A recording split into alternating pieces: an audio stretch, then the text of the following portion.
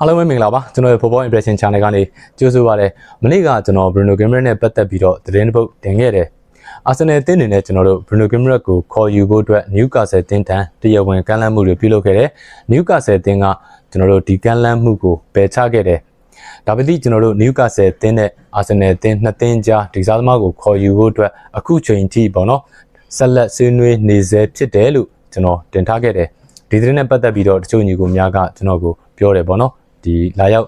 comment မှာလာရောက်ဆွေးနွေးပေးကြတယ်မင်းသတင်းကမှားနေပြီမင်းရင်လေးလာအောင်ပေါ့နော်နောက်ပြီးကျွန်တော်တို့မင်းသတင်းတွေအမှားတွေကိုလောက်ကြံလီဆယ်ပြီးတော့မတင်ပါနဲ့လို့ဘာလို့အဲ့လိုပြောတယ်ပေါ့နော်တချို့ဆိုလို့ရှင် subscribe မလုပ်ဖို့အတွက်ပေါ့နော်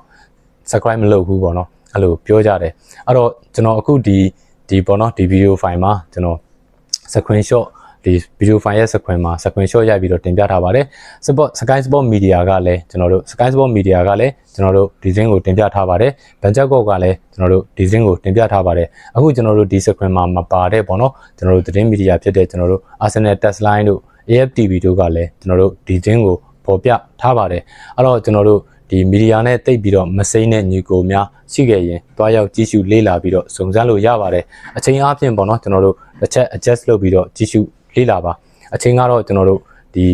ီမနေ့ညနေ9နာရီ sorry မနေ့ညနေ6နာရီခွဲ9နာရီဝန်းကျင်လောက်ကတင်ထားတာပဲဖြစ်ပါတယ်အဲ့တော့ညီကိုများဒီမီဒီယာနဲ့တိတ်မစိမ့်နေပေါ့နော်ညီကိုများတွားရောက်လေ့လာစုံစမ်းလို့ရပါတယ်တချို့ညီကိုများအတွက်လည်းကျွန်တော်ဒီ screen မှာ screenshot ရိုက်ပြီးတော့ကျွန်တော်တင်ပေးထားပါတယ် Sport Media Sky Sport Media နဲ့ကျွန်တော်တို့ဘန်ချက်ကော့ကဖော်ပြထားတဲ့အကြောင်းကိုကျွန်တော် screenshot ရိုက်ပြီးတော့တင်ပြထားပါတယ်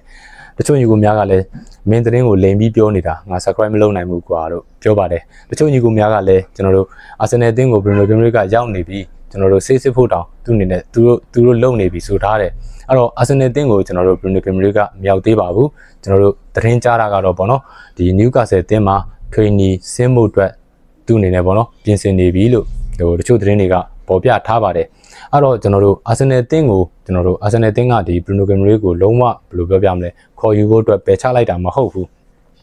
Arsenal အသင်းကလည်းကျွန်တော်တို့ Bruno Guimaraes ကိုခေါ်ခြင်းတယ်လို့ Bruno Guimaraes ကိုတိုင်ကလည်း Arsenal အသင်းကိုပြောင်းရွှေ့ဖို့အတွက်သူ့အနေနဲ့ဆန္ဒရှိတယ်အဲ့တော့ကျွန်တော်တို့ဒီအပြောင်းရွှေ့ကဖြစ်ဖို့အတွက်ကျွန်တော်တို့တော်တော်ကိုဘယ်လိုပြောပြမလဲပါစံနေများတဲ့ကျွန်တော်တို့အခြေအနေတစ်ခုပါအဲ့တော့ကျွန်တော်တို့ Arsenal အသင်းအနေနဲ့ကျွန်တော်တို့ Bruno Guimaraes ကိုကျွန်တော်တို့တရားဝင်ကမ်းလှမ်းမှုကမနေ့တုန်းကပေါ့နော်တရားဝင်ကမ်းလှမ်းမှုကကျွန်တော်တို့ Newcastle အသင်းကပယ်ချလိုက်တာပဲဖြစ်တယ်အခုချိန်ထိလဲကျွန်တော်တို့အခုချိန်ထိပေါ့နော်အခုကျွန်တော်ဒီသတင်းကိုတင်ပြနေတဲ့အချိန်ထိလဲကျွန်တော်တို့နှစ်သင်းကြားဆွေးနွေးနေစေဖြစ်ပါတယ်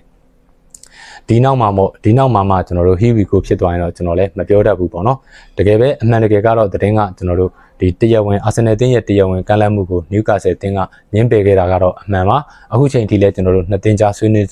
ဆွေးနွေးမှုတွေပြုလုပ်နေစေဖြစ်ပါတယ်အဲ့တော့ဘယ်လိုပြောပြမလဲ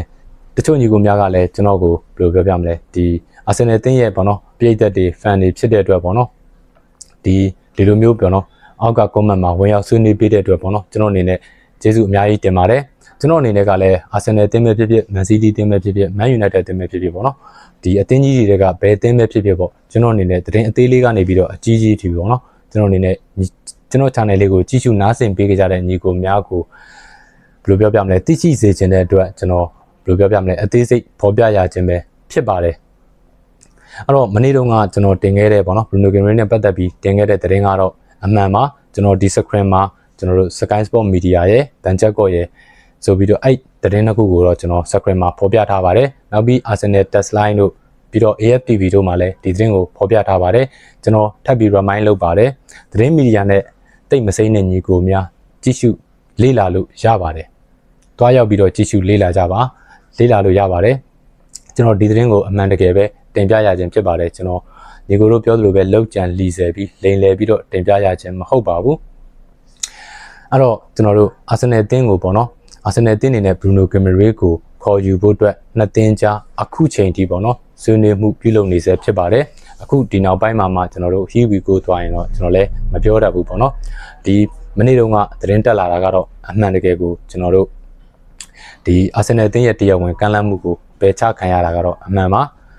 နှစ်သင်းကြားအခုချိန်ထိထပ်ပြီးတော့ remind လုပ်ပါတယ်ပေါ့နော်နှစ်သင်းကြားအခုချိန်ထိဆွေးနွေးနေစေဖြစ်ပါတယ်အဲ့တော့ကြည့်ရှုပေးနားဆင်ပေးကြတဲ့ညီကိုတယောက်ချင်းစီတိုင်းကိုအထူးကျေးဇူးတင်ပါတယ် အခုလိုကျွန်တော်တို့အောက်မှာ comment အောက်မှာဝင်ရောက်ဆွေးနွေးပေးကြတဲ့ညီကိုများအားလုံးကိုလည်းကျွန်တော်တို့အထူးပဲကျေးဇူးတင်ပါတယ်